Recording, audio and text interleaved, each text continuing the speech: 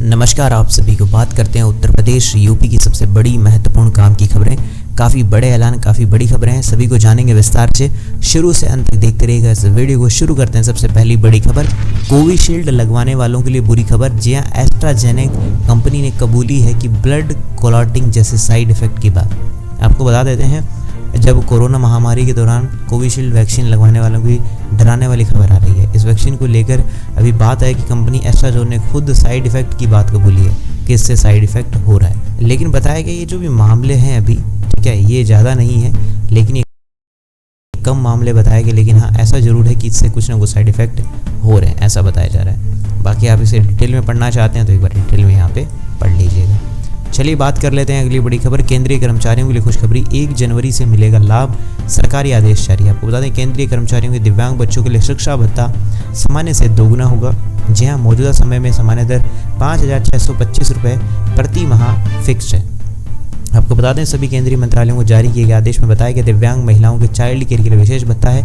यह प्रति माह 3,750 रुपये जो फिक्स्ड है। यह सभी बढ़ोतरी 1 जनवरी 2024 से लागू हो जाएगा, जिसमें काफ़ी फ़ायदा मिलने वाला है।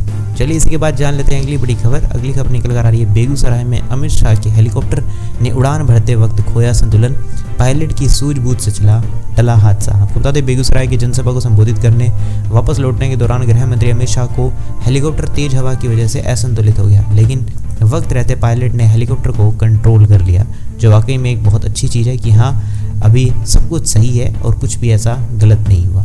चलिए, वो तो सबसे बड़ी बात है, पायलट की सूझबूझ नहीं है, सब कुछ सही करते हुए हादसा टल गया। स्क्रीन पे आप देख सकते हो वीडियोस और फोटोज़, ठीक है। चलिए इसी के बाद बात कर लेते हैं अगली बड़ी खबर, ईपीएफओ कर्मचारी खाता धारकों के लिए अच्छी खबर। जल्दी खाते में आएंगे ब्याज के पैसे, बिना यूएएन नंबर के भी चेक कर सकते हैं बैलेंस। आपको अगर ईपीएफ खाते में अपने ब्याज की मंथली आधार पर कैलकुलेट किया जाता है, लेकिन इस वित्तीय वर्ष में आखिरी के जो सदस्यों में खाते में जमा हुआ जो पैसा, उसके लिए आपको ब्याज थोड़ा सा ज़्यादा मिलेगा, जिसमें अब जो ब्याज है 8.25% होने वाला है। और इस लाभ में लगभग 6 करोड़ से ज़्यादा पीएफ धारकों को फ़ायदा मिलेगा। और इसे चेक करना चाहते हो तो उमंग ऐप से देख सकते हो, एसएमएस करके भी चेक कर सकते हो, और ईपीएफओ की वेबसाइट पर भी जाकर आप चेक कर सकते हो। इस प्रकार से डिटेल में पढ़ना हो तो एक बार डिटेल में पढ़ लीजिएगा। चलिए इसी के बाद जान लेते हैं अगली बड़ी खबर, पतंजलि की दृष्टि आई ड्रॉप से लेकर मधुनशिनी वट्टी तक बैन, किन किन प्रोडक्ट्स के लाइसेंस हुए कैंसिल। आपको बता दें, हरिद्वार के औषधिक निरीक्षक जिला आयुर्वेदिक एवं यूनानी अधिकारी के हस्ताक्षर से जारी इस आदेश में कहा गया है कि संबंधित फर्म द्वारा वांछित सूचना उपलब्ध नहीं कराई गई तथा फर्म द्वारा दिया गया जो भी जानकारी है उसके अकॉर्डिंग इन चीज़ों के ऊपर बैन कर दिया गया, ऐसा बताया जा रहा है, जिसमें काफ़ी बड़ा झटका लगा है। बाकी और डिटेल में पढ़ना चाहो तो जिन दवाइयों के लाइसेंस कैंसिल हुए वो आप पढ़ सकते हैं। स्क्रीन पर आपके दिख रहा है, ये सारे नाम हैं जो कि बैन अभी कर दिए गए हैं। चलिए इसी के बाद जान लेते हैं अगली बड़ी खबर, काशी से पहले अयोध्या में होगा पीएम मोदी का मेगा रोड शो और तारीख भी तय, तैयारियों में जुटी है भाजपा। जी आपको बता दें, प्रधानमंत्री नरेंद्र मोदी काशी में अपने नामांकन और रोड शो से पहले अयोध्या में रोड शो करेंगे। इसकी डेट भी फाइनल हो गई है, 5 मई को पीएम मोदी अयोध्या में रोड शो करने वाले हैं। और आपको बता दें, लोकार्पण के लिए 30 दिसंबर को रोड शो किया था। प्रधानमंत्री नरेंद्र मोदी रोड शो की जानकारी मिलने पर पदाधिकारियों व कार्यकर्ताओं को उत्साह का माहौल देखने को मिल रहा है। चलिए इसी के बाद जान लेते हैं अगली बड़ी खबर, सीएम योगी का राहुल गांधी पर निशाना, बोले मुगल सम्राटों के अत्याचारों पर भी बात करें।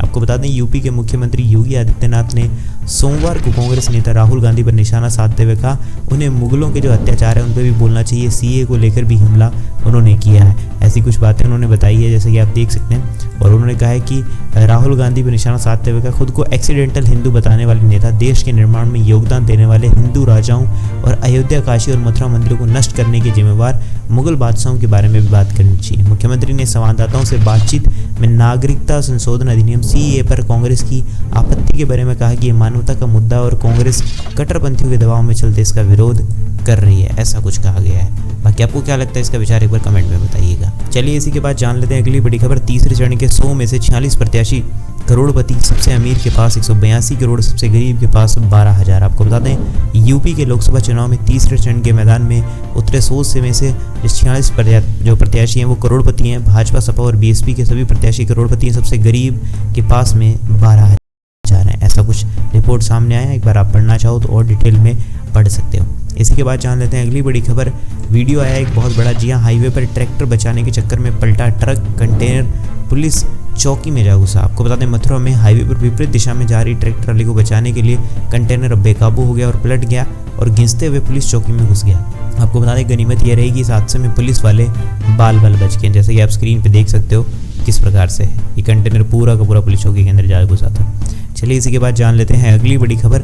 तारक मेहता का जो शो है उसके अंदर जो रोशन सिंह सोढ़ी हैं वो लापता हैं। जल्द करने वाले थे शादी, आर्थिक तंगी का सामना करना पड़ा है। जी आपको बता देते हैं जो टीवी शो तारक मेहता का उल्टा चश्मा आप देखते हैं उसमें अभिनेता गुरुचरण सिंह जो तारक मेहता उल्टा चश्मा में रोशन सिंह सोढ़ी का किरदार निभाते हैं 22 अप्रैल से लापता हैं। कई मीडिया रिपोर्ट्स में कहा गया अभिनेता शादी करने वाले थे और आर्थिक तंगी का भी सामना कर रहे थे। कई रिपोर्ट्स में ये भी बताया कि अभी वो घर पे नहीं है या कुछ भी रीजन बताए जा रहे हैं, लेकिन अब आने वाले समय में पता चलेगा कि क्या चीज़ें हैं, कैसे हुई है, किसी को कुछ नहीं पता इसी के बारे में। बाकी इसके बारे में पूरी फुटेज और तकनीकी जांच की तलाश कर रहे हैं और उन्हें महत्वपूर्ण सुराग भी मिले हैं, तो जल्दी इसके बारे में कुछ ना कुछ रिपोर्ट देखने को मिलेगी ही। आप बाकी देखना चाहो तो डिटेल से पढ़ना चाहो तो यहाँ पे पढ़ सकते हैं।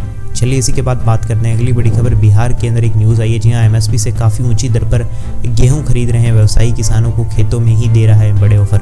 आपको बता दें बाजार मूल्य अधिक होने के कारण सरकारी गोदामों पर गेहूं की जो खरीद है वो आधे मुँह गिर गई है। गेहूं की खरीदारी जो शुरू हुई 42 दिन हो गए, लेकिन बांका जिले में अब तक महज 8 किसानों को 21.9 MT गेहूँ बेचे, जबकि गेहूँ बेचने के लिए महज 36 किसानों ने आवेदन किया। साथ ही साथ आपको बता दूं अगर उत्पादन को देखा जाए तो इस बार गेहूँ की अच्छी पैदावार भी हुई है।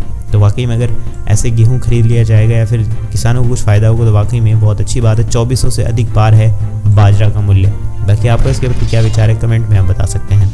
चलिए इसी के बाद बात करते हैं अगली बड़ी खबर। प्रचंड गर्मी से त्राहिमाम बढ़ रहा है तनाव, बिगड़ जा रहा है दिल का रिदम। क्या बोले डॉक्टर? आपको बता दें यूपी के अंदर, जी हाँ, पूर्वी यूपी में प्रचंड गर्मी पड़ रही है। सूरज उगल रहा है एकदम आग बबूला और साथ ही साथ में रात में भी उमस और गर्म हवाएं बेहाल है। दिन में तापमान 42 डिग्री सेल्सियस और रात में 28 डिग्री सेल्सियस के करीब चल रहा है। चलिए इसी के बाद बात कर लेते हैं अगली बड़ी खबर। सेमीकंडक्टर इंडस्ट्री के लिए सरकार की नई स्कीम, पहले से भी बड़ा पैकेज लाने की तैयारी।